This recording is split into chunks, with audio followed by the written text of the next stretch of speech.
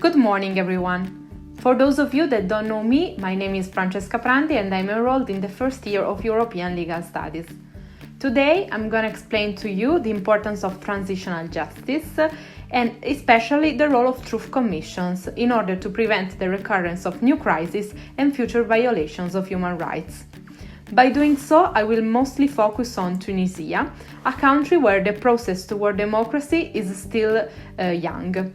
But it has, however, in less than 10 years, made big steps in the field of anti-corruption and reconciliation among governorates, which are Tunisian regions, and which have been treated differently for a long time, according to their physical distance from the capital, Tunis, and the most important headquarters where political institutions and businesses are still today largely located. My analysis will of course start from a general definition over what transitional justice is, in order to allow everybody to understand what this field of studies handles with. According to the definition provided by the International Center for Transitional Justice is a response to systematic or widespread violation of human rights. It seeks recognition for victims and promotion of possibilities for peace, reconciliation and democracy. Transitional justice is not a special form of justice, but justice adapted to societies transforming themselves after a period of pervasive human rights abuse. In some cases, this transformation happens suddenly. In others, they may take place over many decades. For this reason, there is not just a single way to deal with it, but many, according to the culture of a particular country or its stability and the type of violations suffered by victims. However, the aim of transitional justice, generally speaking, are to guarantee justice to victims or victims' families. Reparation in the form of financial or symbolic compensation, like monuments, memorials, or the institution of a national day. We can think, for example, of the so-called Parque de la Memoria dedicated to desaparecidos in Buenos Aires. Also, depuration, which provide forgiveness of some kind of crimes in order to facilitate the national reconciliation, even though for crimes which are genocide, crimes against humanity, war crimes and aggression are classified as gross violation and are internationally considered as unforgivable. Then also future guarantees to victims could be given, for example, the epuration of state structure and military corps who took part in the regime. And last but not least, truth, which is the core of my speech. The right to truth is an emerging principle of international law, related to the right of information. This right has not yet been the object of a specific international convention. Some argue that the right derives from other well-established rights in international human rights law, such as the right to a remedy, the right to receive information, and the right to due process. Others say it is an autonomous right, independent of or in addition to these other rights. However, we can find references to this right in Protocol 1 of the 1949 Geneva Convention and in the International Convention for the Protection of All Persons from Enforced Disappearance. It is recognized also by some regional or national jurisdiction, such as the Inter-American Court of Human Rights and the Constitutional Court of Peru, Colombia, and South Africa. Victims of gross violation and their families have the right to know the truth about the abuses they have suffered, including the identity of perpetrators, the causes that gave rise to the violation, and, if appropriate, the ultimate fate of disappeared. This right has been recognized in legal decisions by courts in several countries, as well as by international judicial bodies. While its core elements are well established, the right to the truth continues to evolve and may be characterized differently in different systems. Truth matters because establishing the truth about what happened and who is responsible for serious crimes help communities to understand the causes of past abuses. In addition, without accurate knowledge of past violation, it is difficult for a society to prevent them from happening again. The truth can assist in the healing process after traumatic events, restore personal dignity, often after years of stigmatization, and safeguard against impunity and public denial. Establishing truth can initiate a process of reconciliation, as denial and silence can increase mistrust and social polarization.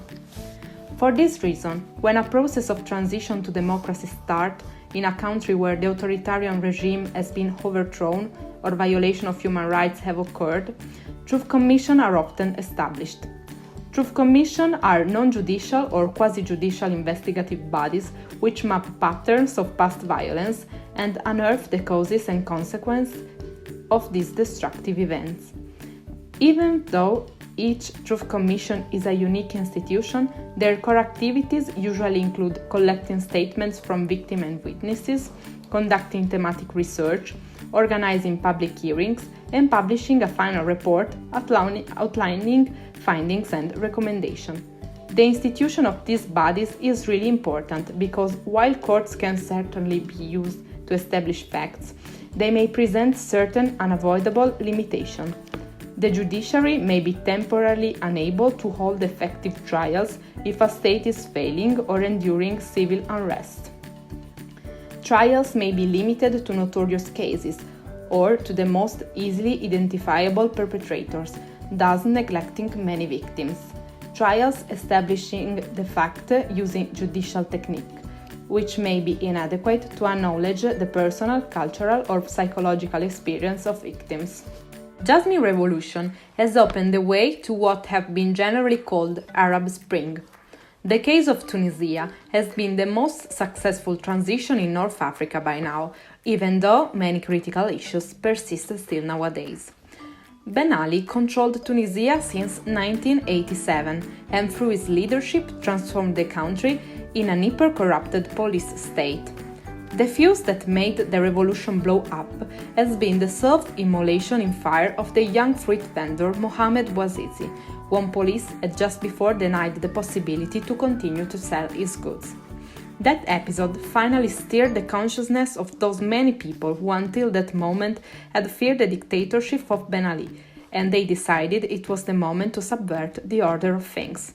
So they started assembling in the street, shouting slogans like "Free Tunisia," "Ben Ali, go away," and "Say yes to bread and water, say no to Ben Ali." They mostly protested against economic and social malaise, especially related to political corruption, but also called for human rights and democracy.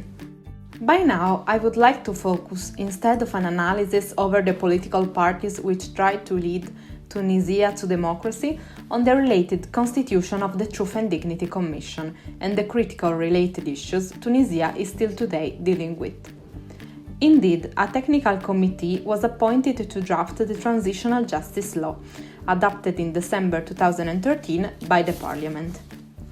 The law set out a comprehensive framework to address violations committed during the dictatorship period, which included the regime of Bourguiba, who took the power after the decolonization process, and his successor Ben Ali, and the years immediately following by revealing the truth about past abuses, providing reparation to victims, and pursuing criminal accountability for serious crimes.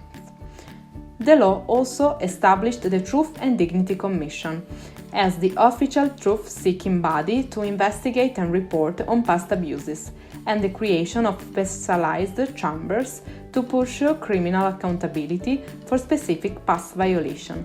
Among the violations under the specialized chambers jurisdiction there were deliberate killings, rape and any form of sexual violence, torture, enforced disappearance, execution without fair trial of political opponents and of those considered as radical Islamists, such as women with the only fault to be wearing the hijab, and cases referred to it by the Truth and Dignity Commission related to election fraud, financial corruption, misuse of public funds, and forced migration for political reasons. Tunisia was the only national truth commission born of the Arab uprising, and only the second in the Middle East and North Africa. The first was Morocco's Equity and Reconciliation Commission, established by King Mohammed VI in 2004 to investigate abuses committed during the brutal reign of his late father, Hassan II. It was an anomalous commission because it operated in the context of regime continuity rather than regime change. While it documented and acknowledged atrocities under the previous monarch and set terms for compensation, its mandate prohibited it from naming perpetrators or recommending their prosecution. Tunisia's Truth Commission, by contrast, grew out of genuine regime change that brought democratic rule, a progressive new constitution, and a flourishing of free speech. Another factor that worked in favor of Tunisia's effort was that the political movement whose members constituted the bulk of the victims of past repression, the Islamist Ennahda party, was part of the ruling coalition that drafted the Transitional Justice Law. But following the 2014 elections, the second free elections in the post-revolutionary Tunisia, the Truth and Dignity Commission faced a strong criticism from politicians and officials affiliated with Nida Tunis, the senior party in the new governing coalition. Nida's ranks include still today many former members of the ruling party under Ben Ali, who harbored mixed feelings toward a commission mandated to expose ugly truth about the past, including corruption. In fact, during his successful election campaign in 2014, Tunisian President Beji Caid Essebsi, who held high posts under both Ben Ali and founding President Habib Bourguiba, declared, "I'm against settling scores of the past.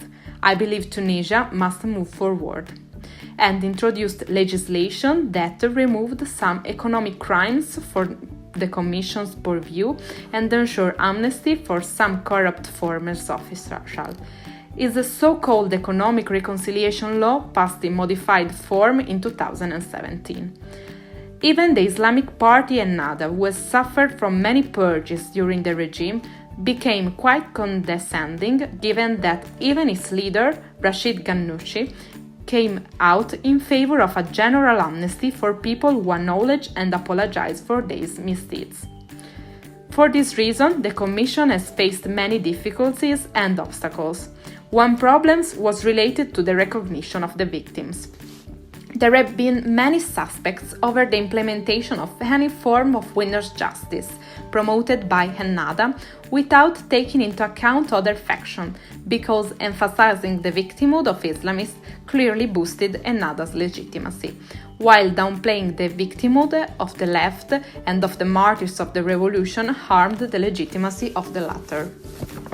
Recently, post-revolution optimism in Tunisia has been increasingly replaced by frustration about many issues, including dealing with past crimes. The many factions that consider themselves victims of the previous regime have different understandings of transitional justice. Thus, even if Ennahda was successful in convincing a substantial part of Tunisia of its victimhood, it was not sufficient to stay in power. On the contrary, according to a research conducted by the Middle East Journal, it appears that being a victim of the previous regime is becoming less important in this political transition. So, concluding, transitional justice in Tunisia is just at its beginning. Democracy, no matter how fragile and slowly, is growing day after day. While some people is still today very difficult to deal with past violation, the great number of submission and hearings registered by the Truth and Dignity Commission, taken in conjunction with the final report published on the 26th of March 2019, represent the will of Tunisian people to acknowledge their past and build a more inclusive future.